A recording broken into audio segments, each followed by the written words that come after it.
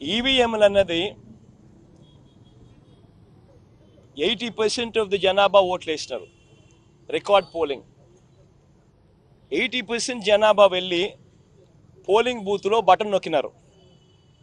Button నొక్కిన తర్వాత వాళ్ళు ఏ పార్టీకి ఓటేశారని వీవీప్యాట్లో వాళ్ళకి కనిపిస్తూ ఉంది. వాళ్ళకి వీవీప్యాట్లో వాళ్ళు వేసిన ఓటు వీవీప్యాట్లో వాళ్ళకి కనిపించే ఓటు రెండు మ్యాచ్ అయ్యాయి కాబట్టి వాళ్ళు సాటిస్ఫై అయ్యి బూత్లో నుంచి బయటకు వచ్చారు. ఈ 80% మంది ఎవరైతే ఓటేశారో ఎవడు కంప్లైంట్ చేయాల, ఏ ఓటరు కూడా కంప్లైంట్ చేయాల. ఇప్పుడు నేనున్నాను, వెళ్ళి నేను ఫ్యాన్ గుర్తుకు నేను నొక్కిన తర్వాత వీవీప్యాట్లో నాకు సైకిల్ గుర్తు కనిపిస్తే నేను ఎందుకు గమ్మనుంటాను కదా. బూత్లో అక్కడే నేను గొడవ చేసిండు, బూత్లోనే వెంటనే కంప్లైంట్ లాంచ్ చేసిండు, బూత్లోనే అని చేసిండు కదా. అట్లా ఏ పార్టీకి ఎవరన్నా కానీ ఇలా ఓటేసిన తర్వాత వీవీప్యాట్లో వేరే పార్టీకి ఓటేసినట్టుగా ఎవరికి కనిపించలేదు కాబట్టి 80% మంది జనాభా ఓట్లేసిన ప్రతి ఒక్కరూ సాటిస్ఫై అయ్యి ఎటువంటి బూత్లో కానీ బూత్లో కంప్లైంట్ ఇవ్వడం కానీ పోలింగ్ ఆఫీసర్ దగ్గర కంప్లైంట్ ఇవ్వడం కానీ ఎటువంటి ఎక్కడ జరగల. ఇవన్నీ చంద్రబాబు నాయుడు గారికి తెలిసి తాను ఎవరికి ఓటేసాడో తనకే తెలియదని చెప్పి సినిమాలో ఒక సినిమాలో విలన్ పాత్ర పోషిస్తూ డ్రామాలు చేయడము ఎంత మటుకు ధర్మం చంద్రబాబు నాయుడు గారిని అడుగుతా ఉన్నా. ఇంకొకటి రెండో విషయం, ఇంకోటి చంద్రబాబు నాయుడు గారిని అడుగుతా ఉన్నా. పోలింగ్ మొదలయ్యే ముందు ప్రతి పోలింగ్ బూత్లోనూ అన్ని పార్టీలకు సంబంధించిన పోలింగ్ ఏజెంట్లు అక్కడ కూర్చుంటారు. వాళ్ళందరూ కూర్చున్న తర్వాత ఈవీఎంలు వీళ్ళందరూ చెక్ చేస్తారు, వీళ్ళందరూ టెస్ట్ చేస్తారు. 50 ఓట్లు మాక్ పోలింగ్ చేస్తారు. 50 ఓట్లు మాక్ పోలింగ్ చేస్తారు ఈ పోలింగ్ ఏజెంట్స్.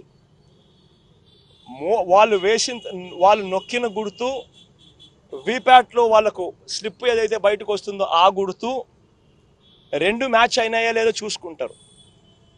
చూసుకున్న తర్వాత వీళ్ళు సంతకాలు పెడతారు, పోలింగ్ ఏజెంట్ సంతకాలు పెడతారు. మేము వెరిఫై చేసినాము, 50 ఓట్లు ఒక్కొక్కరు 50 ఓట్లు వెరిఫై చేసినాము, ఈవీఎంలు బాగా పనిచేస్తూ ఉన్నాయి అని సంతకాలు పెడతారు. ఆ సంతకాలు పెట్టిన తర్వాతనే జనరల్ ప్రజలకు పబ్లిక్కు ఓటింగ్ను పర్మిట్ చేస్తారు. ఓటింగ్ తర్వాతనే అవకాశం ఇస్తారు జనరల్ పబ్లిక్కు.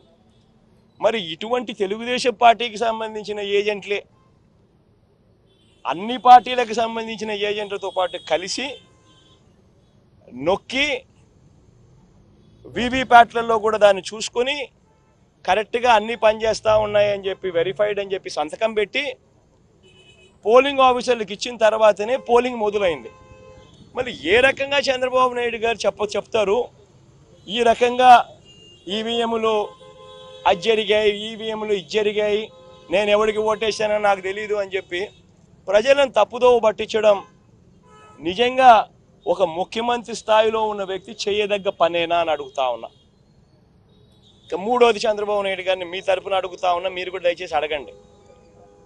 ఇదే పెద్ద మంచి చంద్రబాబు నాయుడు 2014లో గెలిచింది ఈవీఎంలతో కాదా? అప్పుడన్నా ఇంకా వీవీప్యాట్లో ఇంకా లేవు, ఇంకా మేము అనాలా.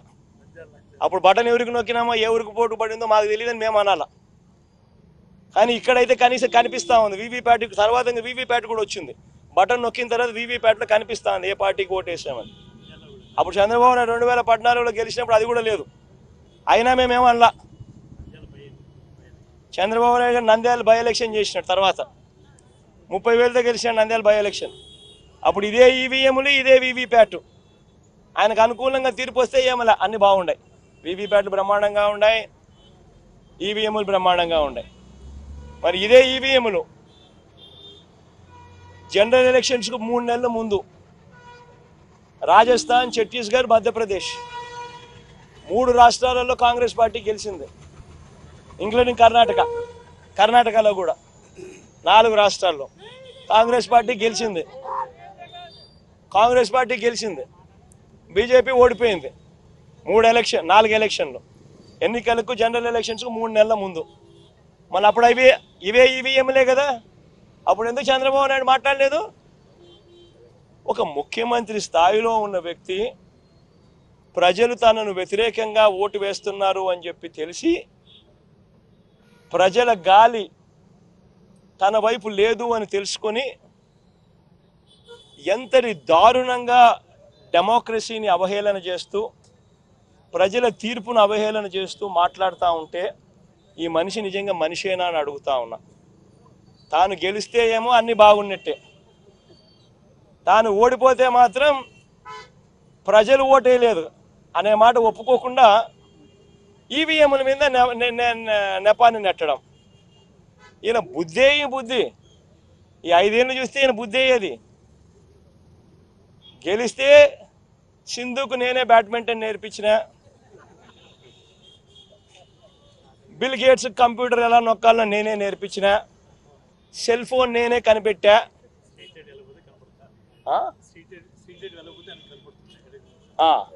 ఎక్కడన్నా కానీ స్ట్రీట్ లైట్ వెలగకపోతే నా కంప్యూటర్లో నాకు కనిపిస్తుంది. ఇవన్నీ